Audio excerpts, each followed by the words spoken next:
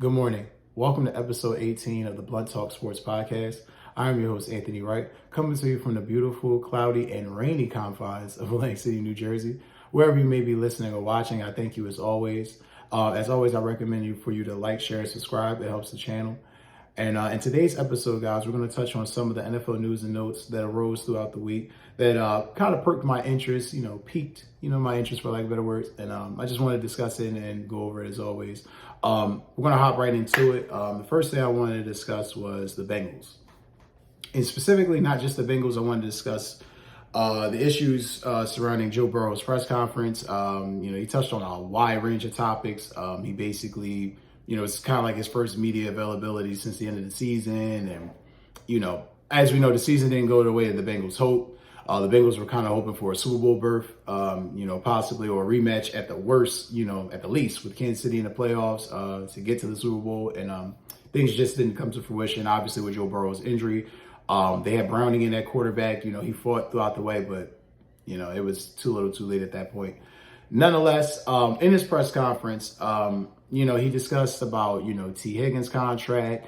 He discussed Trey Hendrickson requesting a trade from the team. Just a ton of shit going on with the Bengals as usual. And it led me into, something where for the average person out there, is probably wondering like what's going on or why is all this kind of like happening. Let me give you a little background to dive in. The Bengals have a history of taking a hardline stance with paying their players. Now, we all know that Joe Burrow just got paid about a year or two ago, real big contract, him and Justin Herbert both. We knew that this was coming. We knew that obviously, Jamar Chase's contract was going to come up. Guys like T. Higgins, Jesse Bates. As we saw 2 years ago, the Bengals just took the stance with Jesse Bates. That's why he's on the Falcons now. They basically told him, yeah, we'll tag you. We're not paying you, play through it. Mike Brown has a philosophy of just tough shit, figure it out. I'm paying you, this is a contract, you're going to show up and play. Some people like that, some people don't. Whatever your discretion is, whatever your opinion is of it, that's what it is. Having said that, I love how Joe Burrow approached it, not really taking a hardline stance either way, more or less saying, being there for his teammates, saying, guys need to do, the T. Higgins and the Trey Hendricksons of the world, and whoever else on the team is going through this. He stood there for his guys and basically said that, they need to be paid and, they need to make the best decisions for them, their agents, and their families. And, he stays with them through that. And, it's just great to hear Joey B handle that. He could have took the Brett Favre stance, which was horrible. Brett Favre, many moons ago, had referenced, and you guys can look it up. I believe it was 2007, might have been between 2007 and 2008. Javon Walker, wide receiver at the time, was supposed to get paid from the Green Bay Packers. And basically, Brett Favre, just eviscerated him in the media and basically stated how, it's more important for him to be there. And does he realize who's throwing him the football? And that's an actual comment that Brett Favre used in the article. And like I said, by all means, I implore you to look it up, but he said it. And it's just great to see, from 20 some odd years ago to now, the difference in how guys actually stand up for their teammates, so it's good to refreshing to see. Having said that, I don't know how that's going to really how this is going to translate on the field. Because this, to me, like kind of like that 49ers thing that I was explaining to you guys, this kind of seems to be it for this iteration of the Bengals. If you don't do it this year, you got to blow it up and, you pay Jamar Chase and you got to get younger. Not that that's going to necessarily hurt them because you have Joe Burrow, you have Jamar Chase, you have, some stalwarts on defense, but you don't have DJ Reader anymore. You got it. You lost some guys. So it's interesting because this team had been to a Super Bowl. This team had been on the cusp of going back to a Super Bowl. So it's very interesting to see how right now they're kind of pivoting. They're doing kind of they're at a transition moment, a flashpoint, for lack of better words. And it's going to be very interesting to see how this all translates for them. I think T. Higgins probably doesn't get the contract he wants. I don't think Trey Hendrickson gets the trade request that he wants, but either way, these guys are going to play it out throughout the season for the Bengals, and it's going to be interesting to see just what happens and how it develops. Next, we're going to dive into those Dallas Cowboys. It's been a very tumultuous season for, most Cowboys fans. Most Cowboys fans that I know that I've talked to are not pleased with what the team's doing, not pleased with Jerry's, explanation of all in and Stevens, I guess, piggybacking or, carrying the water, whatever term you want to use, of keeping the narrative going of what they meant and how they're going to approach things, which led me into an interesting question when I thought about, the Dallas Cowboys and their approach. What are they going to do at running back? Now, most of y'all know Ezekiel Elliott re-signed earlier this week. I'm not to be mean, at this point, Zeke's a body. He's a guy that's going to come in and, he's going to be serviceable, but, he's not what he once was. And no one really is. But at the same time, I think what's hurt him so much is that he was used so much so early, so often, that now he gets 600, 700 yards. For an average running back, that's good. For him, that's horrible. Just give you a rough estimate, of what he showed you last year with the New England Patriots. 642 yards, 3 touchdowns, 3.5 per carry. Not great. Not great. And he couldn't stay healthy, too. So that, and then that team was terrible. The line didn't really help. So, excuse me. It just really didn't develop the way they wanted to, the way they hoped it would. But he didn't play that well last year. And it's kind of weird for me because it's like, I don't know if he's really going to really help Dallas and give them. He's a veteran, he knows the system. He knows Dak. He has familiarity with the offense. He has familiarity with the system. So that'll help. However, there were so many opportunities that the Cowboys had to address this.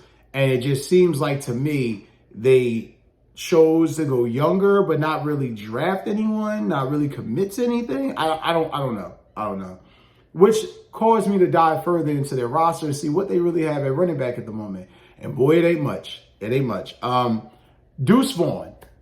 I just gave you Ezekiel Elliott's numbers from last year. So I'm going to give you Deuce Vaughn's numbers from last year. Now, Deuce Vaughn, y'all remember it was a great draft story. His dad works for an organization. It was real emotional moments. Dad, you want to come play with me? Come work with me? I remember the whole thing. It was a great moment. Having said that, 40 yards on the season, average 1.7 yards per carry. Not getting it done. Not even, that's nothing at this point. I don't even know what the hell to even consider that. What do you even, I don't know. Rico Dowdle. Now, Rico Dowdle, a lot better. He had 361 yards and 2 touchdowns, 4.1 per carry. I'm going to reiterate this again. Not getting it done.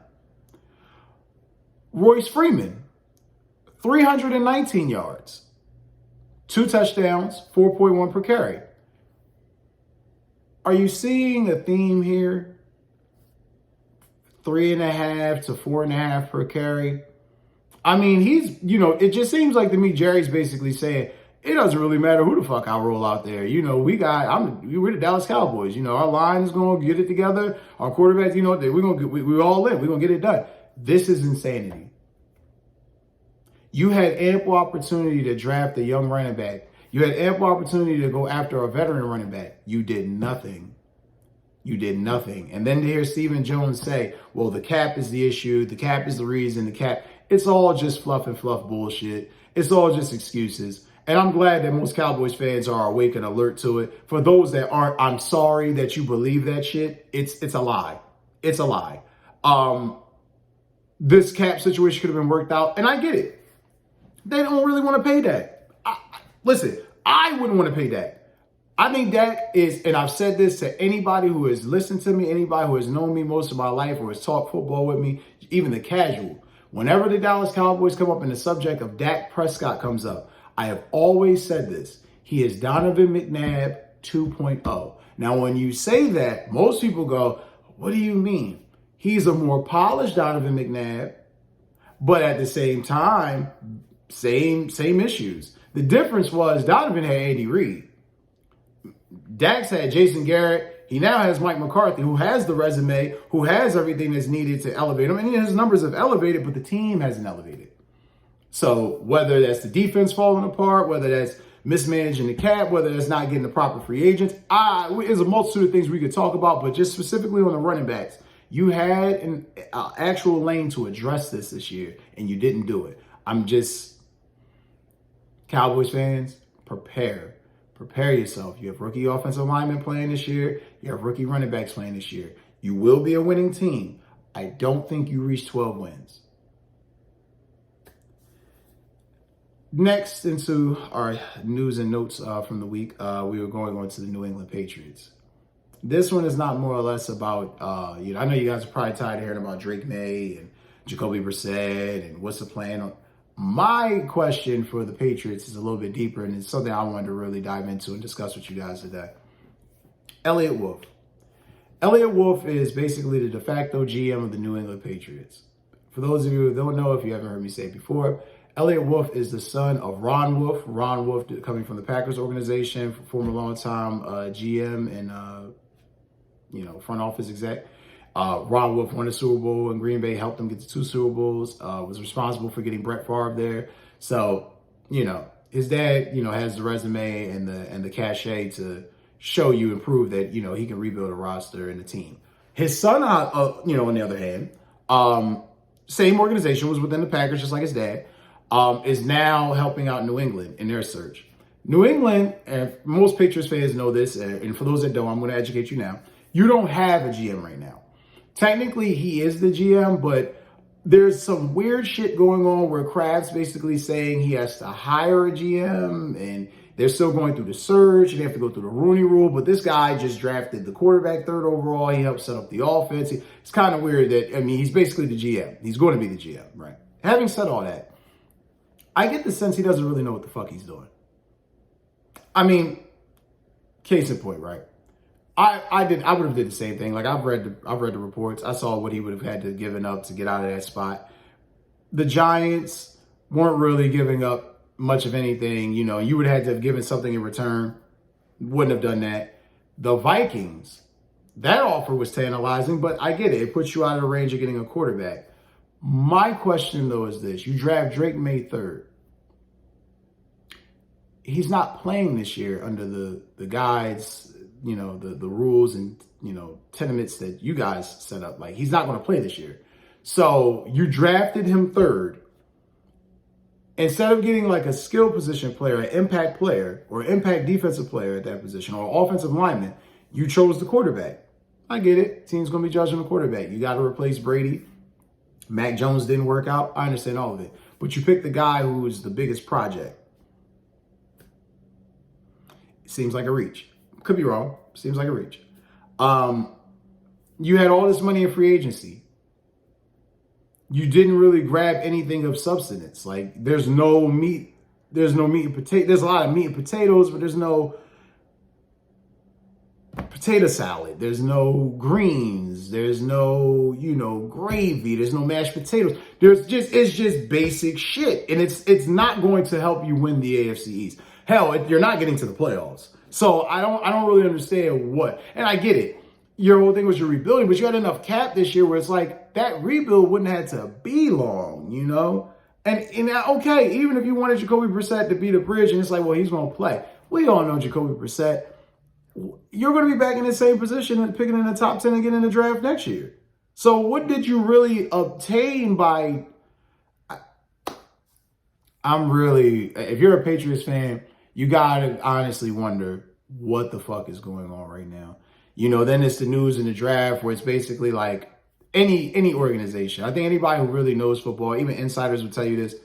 If you're watching the draft, or if you've watched, the war rooms leading up, or if you just watch your team's war room, NFL.com leading up for the draft, damn good and well, ownership is in on the draft. They know who's getting drafted. They're vouching for it. They're speaking for it. They're attesting to it. They're stamping their name on it because they're signing the damn check. When you hear, well, we're going to let our person, in New England I'm speaking of, when you hear, well, we're going to let our personnel people make the decisions. And then all of a sudden you hear, well, yeah, we made the decisions, but we definitely okayed it with the boss because we wanted them to really look over it. It really let me know Robert Kraft and Jonathan Kraft, who another one who I really doesn't think knows what the fuck he's doing, is running the operation. It just seems like to me, a team who had success for 20 some odd years, sustained success, they didn't plan accordingly. Whether that was Belichick not drafting properly, whether that was Kraft making him get rid of Garoppolo or other things, whatever. It's all water under the bridge now, and this team is fucked. They're probably going to win 6 games. I mean, at best 7 next year, but it wouldn't shock me if they went 4. It wouldn't shock me. But anyway, heading on into their division rival, the Buffalo Bills. A lot of people feel like they've done a lot to address their offensive problems. I think that's an interesting question. I love the Keon Coleman pick. I love the fact that they got him in the draft. I love the fact that, he's going to add a nice dynamic to their offense with the receivers that they have. I love the fact that they grabbed running back Ray Davis out of Kentucky. I believe he was a 4th-round pick. I love that. Like I said, him with James Cook will definitely be a great pairing. I see what they're trying to do on offense. They have the best quarterback in the division, so the Bills will win the division, in my opinion. Excuse me. Having said all that, if you really think that they're going to contend in the AFC next year, that's a totally different conversation. Because the thing that most people don't really realize is they got younger. And I think that they got younger, better players. Keon Coleman is not Stephon Diggs by any stretch of the imagination, but he's going to be a good player for them. They have a lot of young guys, and they got rid of a ton of veterans. And on offense, Mitchell Morse is gone. So you got to make some adjustments on the line. It's a lot of things where they before you could say definitively they're going to win 12, 13 games, I'm looking like I'm not sure they've done enough. I mean, maybe they could scheme up some things running game wise. You'll see the running game with the 2 bags and a little RPO with Josh Allen, but getting Kincaid the ball at the tight end position is going to be huge. So they have some pieces there. They're not devoid, but I'm not sure what it really translates to as far as do we see them put up the numbers that we're used to seeing, or do we see a team that possibly scores, 24 points a game and they kind of fight to score 24? Remains to be seen, but, very interesting because I really think that I think they'll be fine, but I think they will struggle. I just don't know to what degree. Will they be, again, 24 to 26 a game and it'd be hard for them to get it? Or will it be 28 a game and it's wow, this is what they needed? We'll see. And last but not least, I wanted to touch on Tyler Boyd signing with the Titans. I just really wanted to more or less, Tyler Boyd, solid pickup for the Titans. I think, as a 3rd receiver behind, Calvin Ridley, and behind DeAndre Hopkins, he's going to be great for them. Having said all that, I want to make sure I give the Titans props this year because it really shows that this new regime is really trying to make headways and grab good players. The offseason moves, obviously trading for L'Jarius Sneed. They've done a lot of good things. I think defensively they're going to be there. Having said that, all these moves don't mean shit if Will Levis is not what we expect him to be. If Will Levis does not develop with the weapons that he has, even with a decent running game that they have with Tajay Sharp, if he does not develop, this is going to look bad early, and they're going to be in the hunt for a quarterback. So Titans, I want to make sure, and Titans fans out there, I want to make sure I'm telling you, get in your props because your front office is definitely trying to make moves and make you better. Having said that, is your quarterback worth all of this? Remains to be seen. Nonetheless, guys, I want to thank you again for this episode and watching and, as always, participating. And by all means, comment, like, share, subscribe. And as always, thank you and love you guys and take care and see you on the next one.